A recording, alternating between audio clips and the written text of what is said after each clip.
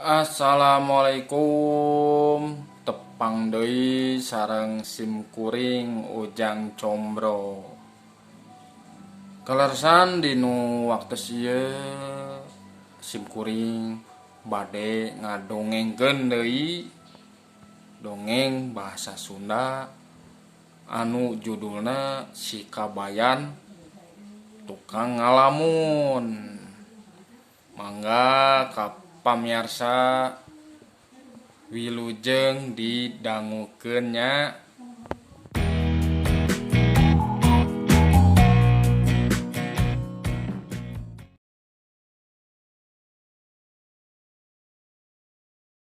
Dongeng bahasa Sunda. Si Kabayan Tukang Ngalamun.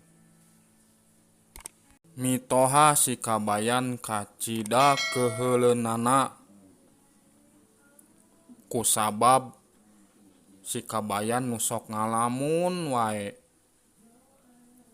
Digawe ngalamun, dahar ngalamun, mandi oge bari ngalamun.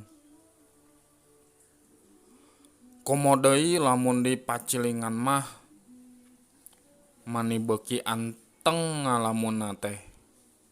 Hiji mangsa si Kabayan manggih endog meri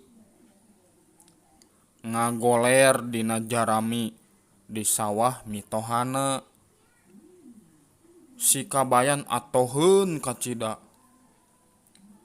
Gancang endog meri teh dibawa ka imahna rek ditembongkeun ka pamajikanana si Iteung. Syukur atuh Kabayan, mana kadiekeun urang kulup keur si Encit, ceuk si pamajikan si Kabayan. Montong rek dipegarkeun wae, dipilukeun kana hayam Abah nu ayeuna keur nyileunglem. Tembal si Kabayan. Tuluy ti dinya endog teh diteundeun bari ditaksir.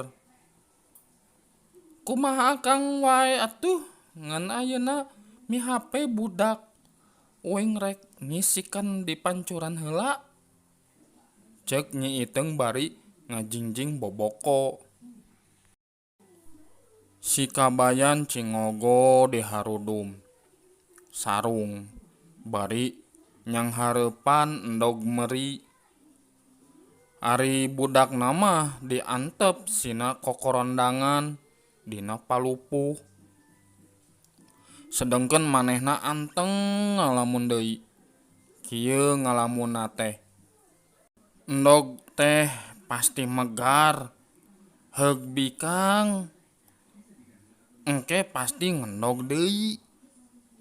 Upamana bae ngendogna 10 terus dipegarkeun deui. Megar deui jadi boga 11 meri teh pek kabeh ngendog deui.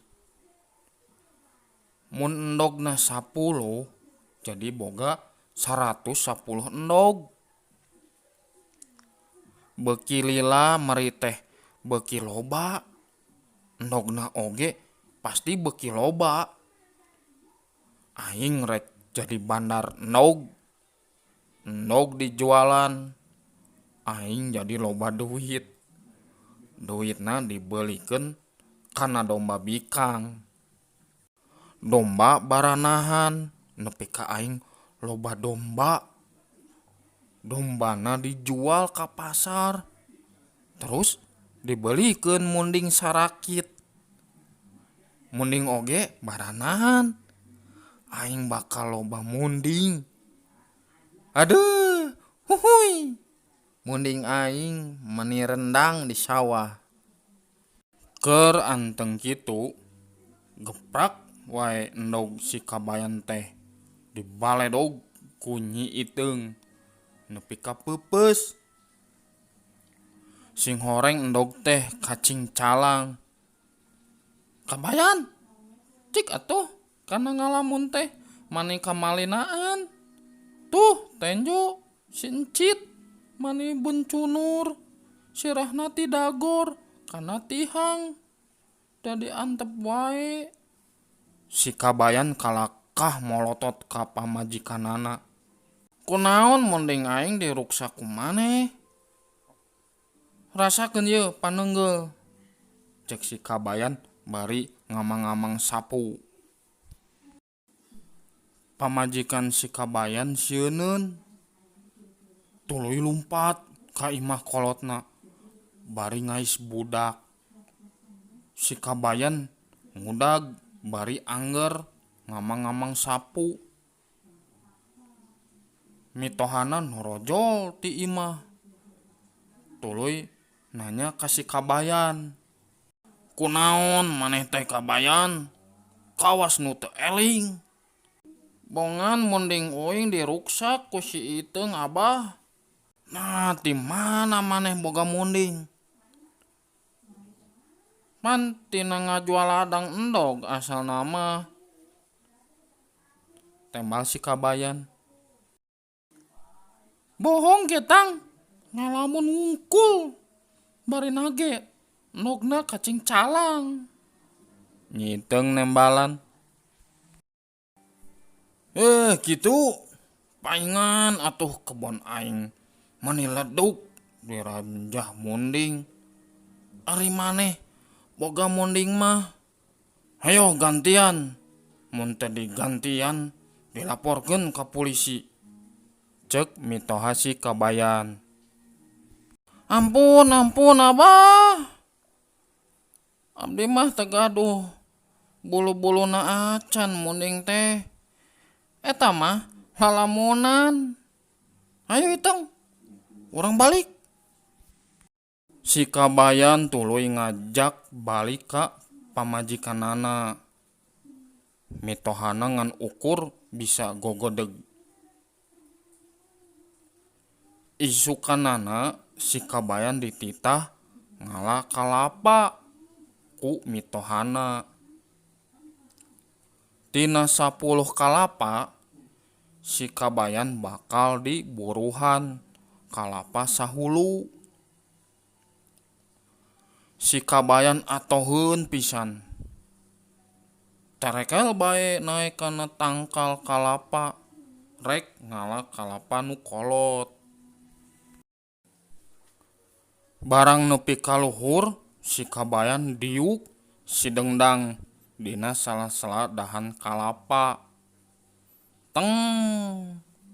Bae ngalamun deui wae si Kabayan teh. Buruh ngala kalapa dijual. Ladangna dibelikeun kana endog hayam. Tuluy dipegarkeun. Pek diingu. Hayamna beuki loba. Endogna ge rea deui. Endog dijual ka pasar. Aing jadi bandar endog. Tina ladang endog aing rek meuli domba. Domba oge ngareaan. Aing jadi bandar domba. Tina bati domba aing rek meuli munding.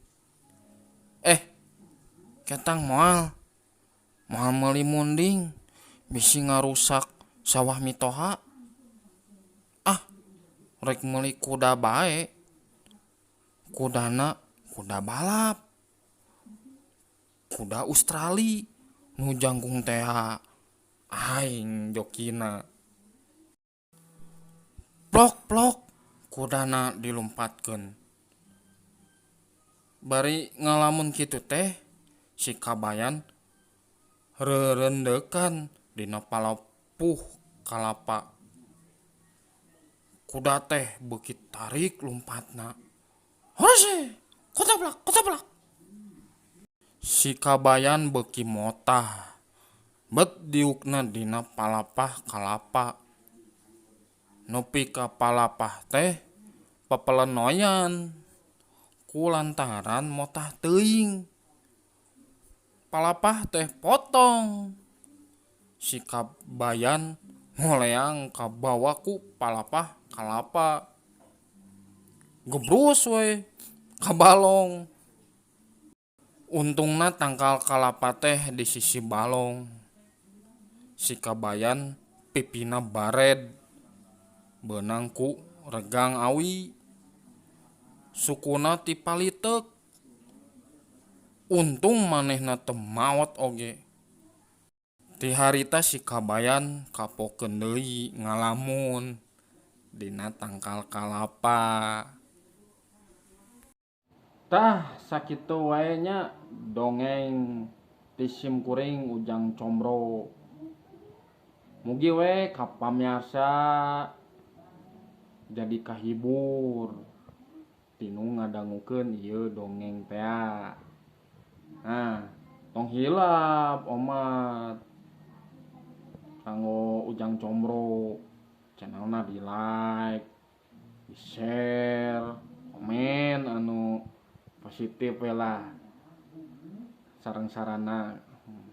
Teras we tong hilap. Eta anu penting nama da gratis lah nya di subscribe gitu.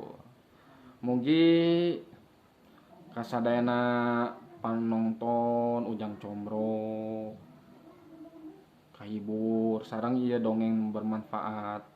Aya petikan amanah dina dongeng ieu, salah sahijina urang salaku manusia nya gaduh usaha kahoyong teh ulah saukur ngan angan-angan hungkul bari jeung ngalamun atanapi ngandai-ngandai.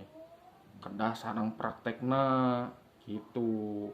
Kerja keras mun basa Indonesia nama nya gawe sing getol ikhtiaran we insyaallah ku Allah ge di tangtayunan gitu. Abdi Ujang Combro bade pamit heula. Mangga sadayana assalamualaikum warahmatullahi wabarakatuh.